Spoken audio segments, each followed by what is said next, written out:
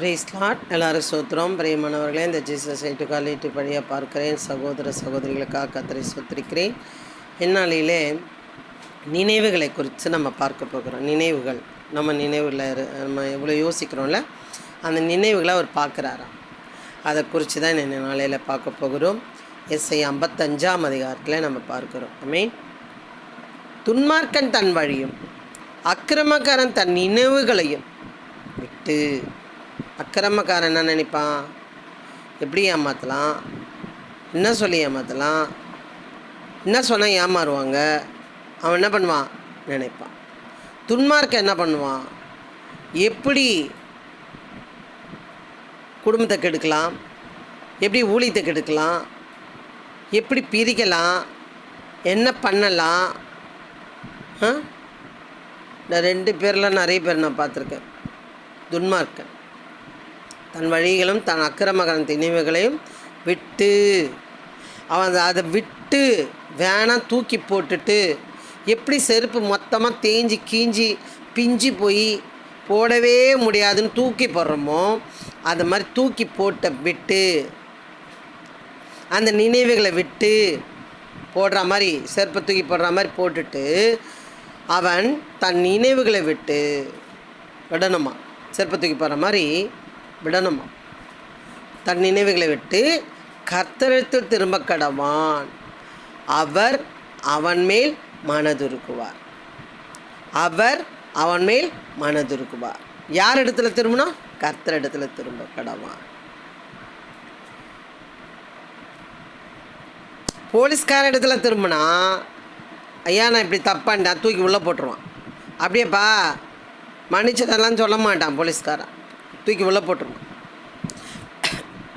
இல்லை, கர்த்தரிடத்தில் திரும்ப கடவான். கர்த்தரிடத்தில் திரும்பும்பொழுது அவர் அவன் மேல் மனதுருகுவார். ரெண்டுத்துக்கும் நிறைய டிஃப்ரெண்ட். போலீஸ்காரர்கிட்ட போனால் அப்படின்னு உதைப்பான், ஆனால் கர்த்தரிடத்தில் போகும்போது மனதுருகுவார். அதுக்கு விட்டு வரணும், நினைவுகளை விட்டு வரணும். தேவனிடத்தை திரும்ப கடவான், அவர் மன்னிக்கிறதுக்கு தயை புரிந்திருக்கிறார். மன்னிக்கிறதுக்கு என்ன பண்ணியிருக்கிறாரா? தயை புரிந்திருக்கு. அவருக்குள்ளேயே புரிந்திருக்குதான், அவர் உள்ளேயே இருக்குதான் மன்னிக்கிறதுக்கு, மனுஷன் மன்னிக்கிறதுக்கு. ஏன்னா அவர் தானே உருவாக்கினார் இல்லையா? சில சயின்டிஸ்ட்லாம் அந்த கண்டுபிடிப்பாங்க, கண்டுபிடிச்ச பிறகு அது சரியில்லைன்னா திருப்பி அதை என்ன பண்ணுவாங்க, கலைப்பாங்க, திருப்பி அதை பொருந்துவாங்க. ஏன்னா அது அவங்களுக்கு தான் தெரியும், அது வர்ற வரைக்கும். அதை போல் மனுஷன் அவர் தான் படைச்சிருக்கிறார். அதனால் அவரிடத்துல திரும்பும் பொழுது மனதுருகுவார், தம்முடைய தேவனிடத்துக்கு திரும்ப கடவான். அவரிடத்தில் திரும்பும் பொழுது அவர் மன்னிக்கிறதுக்கு தயை புரிந்திருக்கிறார். உருவாக்கினவரிடத்தில் போகும்பொழுது தான் அவர் மனதுருகி அந்த அந்த மனுஷனை சொலிக்க வைக்கிறவராயிருக்கிறார். ஆமென். அப்போ சொல்கிறார் பாருங்கள், என் நினைவுகள் உங்கள் நினைவுகள் அல்ல, உங்கள் வழிகள் என் வழிகள் அல்ல என்று கர்த்தர் சொல்லுகிறார். என் நினைவுகள் உங்கள் நினைவுகள் அல்லன்னா, ஐயோ கண்ணு குத்திடும் சாமி, அப்படி இல்லை. அப்படி இல்லை. விட்டு வரும்பொழுது அவர் காப்பாற்றுவார். என் நினைவுகள் உங்கள் நினைவுகள் அல்ல. ஐயோ ஆண்டவர் கூட மன்னிக்க மாட்டார் நினைக்காதீங்க, அவர் மன்னிக்கிறதுக்கு தான் இருக்கிறார். அதுதான் என் நினைவுகள் உங்கள் நினைவுகள் அல்ல. அப்படி நினைக்காதீங்க, தப்பாக நினைக்காதீங்க. வந்தீங்கன்னா பெற்றுக்கொள்வீங்க. உங்கள் வழிகள் என் வழிகள் அல்ல என்று கர்த்தர் சொல்லுகிறார். உங்கள் வழிகள் என் வழிகள் அல்லவென்று கர்த்தர் சொல்லுவார். நிறைய நேரம் நினைப்போம், நம்ம அறிவை வச்சு, நம்ம திறமையை வச்சு, நம்மளுடைய பணத்தை வச்சு, நம்மளுடைய வீடு வாசலை வச்சு, நம்ம நிலத்தை வச்சு, நீரை வச்சு, அழகை வச்சு எதுவுமே வாய்க்காது. அவர் வாய்க்க பண்ணணும். உன் வழிகள் என் வழிகளும் அல்லவென்று கர்த்தர் சொல்லுகிறார். நிறைய நேரம் நம்ம வழிகள் வாய்க்கிறது இல்லை பிரியமானவர்களே. நம்ம நினைப்போம் நடக்கலை, இன்னொன்று நடக்கலை. 2013 ஒரு வீடு கட்டினேன். நான் ஒன்றும் இல்லை, 12/11 நான் கட்டினது 13, 10, 11, 12 இந்த 3 வருஷத்தில் நான் நினச்சா கூட என்ன பண்ண முடியாது, கட்ட முடியாது. நான் 2013 நான் நினச்சி ஜெபித்தேன், எனக்கு வீடு கட்டி கொடுத்தார். சரிங்களா? அது கர்த்தருடைய வீடு தான் நான் சொல்லுவேன். உங்கள் வழிகள் என் வழிகள் அல்லவென்று கர்த்தர் சொல்லுகிறார். ஏன்னா ரொம்ப கஷ்டம். என் புருஷன் இழந்து 2009, 9, 10, 11, 12 ரொம்ப கஷ்டம் போயிட்டுருக்கு அப்படியே. சரி, ஓகே, நான் அதுக்கு சொல்கிறேன். நம்ம அந்த நேரம் நினைக்கும் போதும் நினைக்கிது.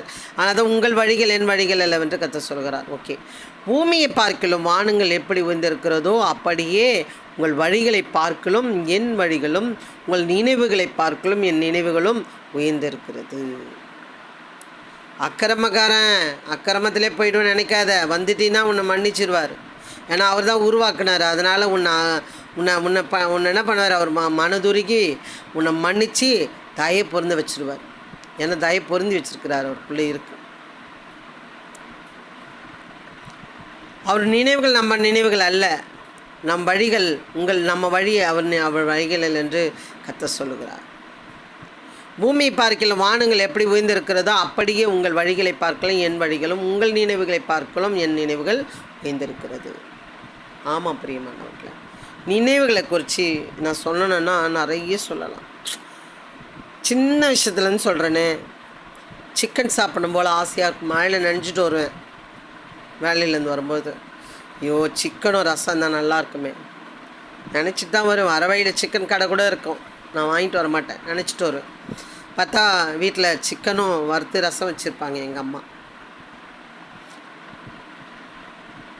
ஒரு பால்கோவா நினச்சிருப்பேன், என் பையன் வாங்கிட்டு வந்து கொடுத்துருக்கான். நான் அந்த வீடு பற்றி சொன்னேன் இல்லைங்களா, அந்த வீட்டுக்கு காவா இல்லை நினச்சிட்டு வந்தேன். செப்பெல்லாம் உட்காந்துலாம் பண்ணலை. ஒரு காவா போட்டால் நல்லா இருக்குமே. புரியமானவர்களே, நம்மளுடைய முட்டிக்கு மேலே உயரமான காவா போட்டான். ரோடும் பள்ளமாக இருக்குது. வீடு கொடுத்துன்னு இருக்கிறவங்களுக்கு அந்த காவை மேலே ஏறி இப்படி போய் இறங்கி போக முடியல. காவை உயரம் ஒரு ரோடு போட்டால் எப்படி இருக்கும்? இவ்வளோ தூரம் எவன் கொட்ட போகிறான் மண்ணை நினச்சிட்டு இருந்தால் நல்லா இருக்குமே. நம்ம எவ்வளோ மண்ணை கொட்ட முடியும்? இவ்வளோ உயரம் நம்ம முட்டிக்காலுக்கு மேலே இருக்கிற பள்ளத்துக்கு எவன் கொட்டி ரோடாக போட போகிறான் நினச்சிட்டு வரேன். என் வீட்டு எதிர ஒரு சர்ச்சு ஒன்று இருக்குது. நான் அப்படி பார்ப்பேன், எப்பவுமே பார்த்துட்டு என் நினைவுகளை கையை தூக்கி எப்பெல்லாம் ஜபம் பண்ணது கிடையாது. நினைவுகள் மண்ணு கொட்டினா நல்லா இருக்குமே பார்த்துட்டு வந்துட்டேன். நினச்சேன், அவ்வளோதான். பிரியமானவர்களே, எங்கள் வீட்டில் கொடுத்துன்னு இருக்கவங்க சொன்னாங்க, சிஸ்டர் உங்கள் வீடு அந்த காவை இருக்குது, அந்த காவை உயரத்துக்கு மண்ணை கொட்டி ரோடு போட்டாங்க. போய் பார்க்குறேன் பிரியமானவர்களை. நான் வீடியோ எடுக்கணும்னு நினச்சேன், மறந்துட்டு வந்துட்டேன். அவ்வளோ அழகான சிமெண்ட் ரோடு போட்டான். புது தலைவர் வந்துட்டார், போட்டு விட்டார். அந்த தலைவர் ஆசீர்வதிக்கட்டும், இன்னும் நன்மைகள் செய்யட்டும். என் நினைவுகள் அறிந்திருந்தார் ஆண்டவர் என்று நான் சொல்ல வருகிறேன். உங்கள் வழிகள் என் வழிகள் அல்லவென்று கர்த்தர் சொல்லுகிறார். என் நினைவுகள் உங்கள் நினைவுகள் அல்லவென்று சொல்லுகிறார். பிரியமானவர்களே, உங்கள் நினைவுகளை பார்க்கிலும் என் நினைவுகள் உயர்ந்திருக்கிறது. நிஜமாலுமே நான் அந்த பள்ளத்தை பார்த்தா எனக்கு மழையாக தெரிஞ்சுது. இதெல்லாம் நடக்காத காரியம். உங்கள் நினைவுகளை பார்க்கலாம் என் நினைவுகள் உயர்ந்திருக்கிறது என்று நிரூபித்தார். பிரியமானவர்களே, அவ்வளோ உயரமான நம்ம நின்னோம்னா நம்ம முட்டிக்கு மேலே பள்ளத்தில் இருக்கும் அந்த ரோடு. அவ்வளோ மண்ணை கொட்டி ரோடை போட்டு நேராக கார் ஏறுற மாதிரி போட்டிருக்கார். அவ்வளோ அன்பான தேவன் பாருங்கள். பின்பு நான் ஒரு ஊழியத்துக்கு போயிட்டு வரும்போது, ஆண்டவரே ஆல்ரெடி எனக்கு நான் ரொம்ப தூரமாக போகிறேனேன்னு கேட்டபோது என் கனவுல ஆண்டவர் கார்லேயும் பைக்லேயும் கொண்டு போய் விடுற மாதிரி எனக்கு வெளிப்படுத்தின பிறகு தான் நான் இந்த தூரமான வீட்டுக்கு வந்து வீடு குடும்பமே வந்தேன், வாடகைக்கு வந்தேன். ஆல்ரெடி நான் சொல்லியிருக்கேன். அப்போ நிறைய நடந்திருக்குது, நான் எழுதி வச்சுருக்கேன், நிறைய நடந்திருக்கு.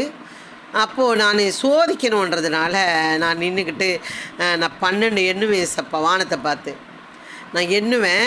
நீங்கள் என்ன பண்ண, ஒரு தூதனை அனுப்பணும் அப்படி சொல்லி பொறுமையாக எண்ணினேன். ஒரு நிமிஷத்துக்கு 60 நொடி வேணும் இல்லையா? எண்ணிட்டு 12 எண்ணுறேன். அப்படி சல்லின்னு பழைய ஹவுஸ் ஓனர் மனைவி வந்து, ஆண்டி என்ன இங்கே நிற்கிறீங்க அப்படின்னு. அம்மா நான் ரேபிடோ புக் பண்ணலாமா, என்ன தூதனை தான் அனுப்பிட்டுப்பார், நிறைய வாட்டி அனுப்புகிறாருல, அதனால இப்போ அனுப்புவாருன்னு நான் எண்ணிட்டுருக்கேன். 12 என்னென்ன நீ ஒன்று அனுப்பிட்டார் ஆண்டவர்னு சொன்னேன். மக அழகாக கொண்டு வந்து அண்ணண்ட ரோட்லேருந்து ஊர் உள்ளே கொண்டு வந்து விட்டா. பிரியமானவர்களே, இவ்வளோ அருமையானது. உங்கள் நினைவுகளை பார்க்கலாம் என் நினைவுகள் உயர்ந்து இருக்கிறது. இப்படி செய்கிற தேவனை நீங்கள் அறிந்து கொள்ள வேண்டும். பிரியமானவர்களே, சோதித்து பாரு என்று சொல்லுகிறார். அக்கிரமக்காரன் மனம் திரும்பினால் அவர் தயவு பெறுவான். அவர் மன்னித்து அவங்க நினைவுகளை பார்க்கலாம். பயங்கரமான ஒரு பெரிய வான உயர்த்துக்கு அளவுக்கு அவங்களை உயர்த்துகிற வல்லவராக இருக்கிற ஒரு தேவனை அவங்க அறிந்து கொள்ள வேண்டும், தெரிந்து கொள்ள வேண்டும் என்பது என்னுடைய ஜபமாக இருக்கிறது. பிரியமானவர்கள், இப்படி நிறைய நான் சொல்லிக்கிட்டே போகலாம். அருமையான ஒரு தூதனை நான் கேட்டேன், அனுப்பினார். பிரியமானவர்களே, நீங்கள் கேட்பீர்களா? அந்த உங்களுடைய அக்கிரம சிந்தையில், துன்மார்க்க சிந்தையில் நினைவுகளை விட்டு திரும்பி கர்த்தரிடத்தில் திரும்பணும். போலீஸ்காரங்கிட்ட போனீங்கன்னா பிடிச்சி போட்டுருவோம். கர்த்தரிடத்தில் திரும்பும் பொழுது கர்த்தர் உங்களை காப்பாற்றி வளமையாக பயன்படுத்துவார். பிரியமானவர்களே, இது நிச்சயம், இது சத்தியம். சோதித்து பாருங்கள். உங்கள் நினைவுகளை அவர் அறிந்திருக்கிறார். எனக்கு செய்த தேவன் உங்களுக்கு செய்ய மாட்டாரா? செய்வார். இன்றைக்கே நீங்கள் சோதித்து பாருங்கள், கண்டிப்பாக பெற்றுக்கொள்வீங்கள். பெற்றுக்கொண்டதை நீங்கள் உங்களுடைய கமெண்டில் நீங்கள் உங்களுடைய சாட்சிகளை போடலாம். என்கரேஜ் பண்ணுங்கள். தமிழில் நீங்கள் கமெண்ட் பண்ணுங்கள், ஜெபம் பண்ணுங்கள். கர்த்தர் உங்களை ஆசீர்வதிப்பார். ஆமென். God bless. ஹல்லேலூயா.